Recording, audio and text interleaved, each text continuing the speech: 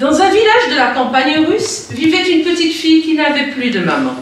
Son père se remaria, mais il choisit une méchante femme. Elle détestait la petite fille et la traitait mal. Comment faire pour me débarrasser de cet enfant, songeait la marâtre. Un jour, que son mari s'était rendu au marché vendre du blé, elle dit à la petite fille, « Va chez ma sœur, ta gentille tante, et demande-lui une aiguille et du fil pour te coudre une chemise. » La petite fille mit son joli fichu rouge et partit. En route, elle se dit, comme elle était maligne, j'irai d'abord demander conseil à ma vraie gentille tante, la sœur de ma vraie maman. Sa tante la reçut avec bonté. « Tante, dit la petite fille, la nouvelle femme de papa m'a envoyé chez sa sœur lui demander une aiguille et du fil pour me coudre une chemise. Mais d'abord, je suis venue te demander, à toi, un bon conseil. Tu as eu raison. La sœur de ta marâtre n'est autre que Baba Yaga, la cruelle ogresse. Mais écoute-moi, il y a dans son jardin un bouleau qui voudrait te fouetter les yeux avec ses branches, noue un ruban autour de son tronc. Tu verras une grosse barrière qui grince et qui voudra se refermer toute seule. Mets de l'huile sur ses gonds. Des chiens voudront te dévorer, jette-leur du pain. Enfin, tu verras un chat qui te crèvera les yeux, donne-lui un bout de jambon.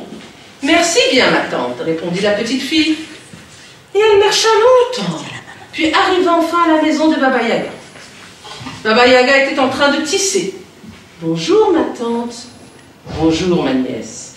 Ma mère m'envoie te demander une aiguille et du fil pour qu'elle me couse une chemise. Bon, je m'en vais te chercher une aiguille, bien droite, et du fil bien blanc. En attendant, assieds-toi à ma place et tisse. La petite fille se mit au métier. Elle était bien contente. Soudain, elle entend Baba Yaga dire à sa servante dans la cour, « Chauffe le bain et lave ma nièce soigneusement. Je veux la manger au dîner. » La petite fille tremblait de peur. Elle vit la servante entrer et apporter des bûches, des fagots et des seaux pleins d'eau. Alors elle s'efforça de prendre une voix aimable et gaie, et elle dit à la servante, « Eh, ma bonne, fends-moi de bois, et pour apporter l'eau, sers-toi plutôt d'une passoire. » Et elle lui donna son joli fichu rouge. La petite fille regarda tout autour d'elle. Un feu vif et clair commençait à flamber dans la cheminée. L'eau se mettait à chanter dans le chaudron, et bien que ce fût une eau d'ogresse, elle chantait une jolie chanson. Mais Baba Yaga s'impatientait. De la cour, elle demanda, « Tu tisses, ma nièce? Tu tisses, ma chérie? »« Je tisse, ma tante, je tisse. » Sans faire de bruit, la petite fille se leva, alla à la porte, mais le chat était là, maigre, noir, effrayant. De ses yeux verts, il regarda les yeux bleus de la petite fille. Et déjà, il sortait ses griffes pour les lui crever. Mais elle lui donna un morceau de jambon et lui demanda doucement, « Dis-moi, je t'en prie, comment je peux échapper à Baba Yaga ?» Le chat mangea d'abord tout le morceau de jambon, puis il lissa ses moustaches et répondit, « Prends ce peigne et cette serviette, sauve-toi, Baba Yaga va te poursuivre.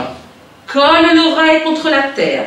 Si tu l'entends approcher, jette ta serviette et tu verras.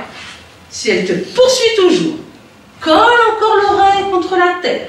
Et quand tu l'entendras sur la route, jette le peigne et tu verras. » La petite fille remercia le chat, prit la serviette et le peigne et s'enfuit. Mais à peine sortie de la maison, elle vit deux chiens, encore plus maigres que le chat, tout prêts à la dévorer. Elle leur jeta du pain tendre et ils ne lui firent aucun mal. Ensuite, c'est la grosse barrière qui grinça et qui voulait se refermer pour l'empêcher de sortir de l'enclos. Mais comme sa tante le lui avait dit, elle lui versa toute une burette d'huile sur les gonds et la barrière s'ouvrit largement pour la laisser passer. Sur le chemin, le bouleau siffla et s'agita pour lui fouetter les yeux. Mais elle noua un ruban rouge à son tronc et le bouleau la salua et lui montra le chemin. Elle courut, elle courut, elle courut. Pendant ce temps, le chat s'était mis à tisser. De la cour, Baba Yaga demande encore une fois. Tu tisses, ma nièce? Tu tisses, ma chérie? Je tisse, ma vieille tante, je tisse, répondit le chat de sa grosse voix. Furieuse, Baba Yaga se précipita dans la maison. Cri de petite fille. Elle rossa le chat et cria. Pourquoi ne lui a pas crevé les yeux, traître? Et dit le chat, voilà longtemps que je suis à ton service et tu ne m'as jamais donné le plus petit os, tandis qu'elle m'a donné du jambon. Baba Yaga rossa les chiens. Et dirent les chiens, voilà longtemps que nous sommes à ton service. Et nous as-tu seulement jeté une vieille croûte, tandis qu'elle nous a donné du pain tendre. Baba Yaga secoua la barrière. Et dit la barrière, voilà longtemps que je suis à ton service. Et tu ne m'as jamais mis une seule goutte d'huile sur les gonds, tandis qu'elle m'en a versé une pleine burette. Baba Yaga s'en prit au boulot. Et dit le boulot, voilà longtemps que je suis à ton service. Tu ne m'as jamais décoré d'un fil, tandis qu'elle m'a paré d'un beau ruban de soie.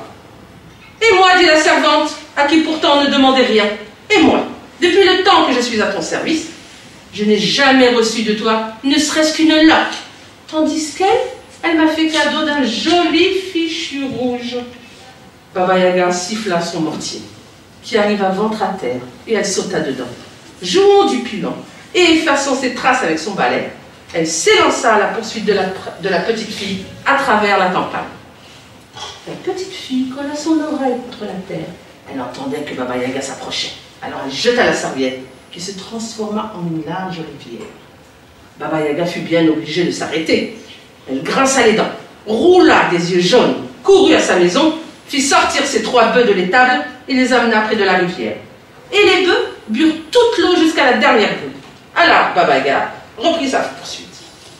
La petite fille était loin, elle colla l'oreille contre la terre, elle entendait le pilon sur la route, elle jeta le peigne qui se changea en une forêt touffue. Baba Yaga essaya d'y entrer, de scier les arbres avec ses dents. Impossible, la petite fille écouta. Plus rien. Elle n'entendit que le vent qui soufflait entre les sapins verts et noirs de la forêt. Pourtant, elle continua de courir très vite, parce qu'il commençait à faire nuit, et elle pensait, mon papa doit me croire perdu. Le vieux paysan de retour du marché avait demandé à sa femme, où est la petite? Qui le sait, avait répondu la marâtre. Voilà des heures que je l'ai envoyé faire une commission chez sa tante. Enfin, la petite fille, les joues toutes rouges d'avoir couru, arriva chez son père. Il lui demanda, d'où viens-tu, ma petite? Ah, dit-elle, petit père, ma mère m'a envoyé chez ma tante chercher une aiguille et du fil pour me coudre une chemise, mais ma tante, figure-toi que c'est Baba Yaga, la cruelle ogresse. Et elle raconta toute son histoire. Le vieil homme était très en colère. Il roua de coups la marâtre et la chassa de la maison en lui ordonnant de ne jamais revenir. Depuis ce temps, la petite fille et son père vivent en paix. Je suis passée dans le village et ils m'ont invité à leur table. Le repas était très bon et tout le monde était content. Ça vous a plu? Oui.